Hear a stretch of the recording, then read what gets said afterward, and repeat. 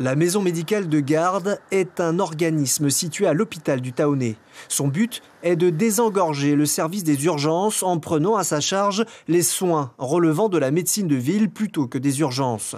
Ouverte depuis le 1er mars de cette année, elle est critiquée par la clinique Cardella comme étant un nouveau service d'urgence déguisé, illégal et anticoncurrentiel sous bien des aspects. Tout d'abord, si les deux organismes proposent le même service, seule la maison médicale de garde bénéficie de contributions financières non négligeables. Plus de 9 millions de francs de charges fixes et 24,5 millions de francs de parts variables des professionnels de santé. De surcroît, la société Taoté Medex, exploitant la maison médicale de garde, a obtenu un loyer bien en dessous des prix du marché, estime la clinique. 100 000 francs par mois pour 2 locaux. Sécurisation, entretien, électricité et Internet compris.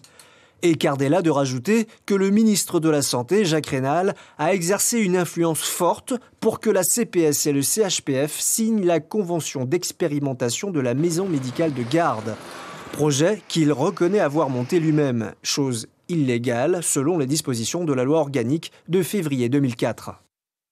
En outre, la maison médicalisée de garde n'a pas l'obligation de travailler avec des médecins conventionnés, contrairement à la clinique.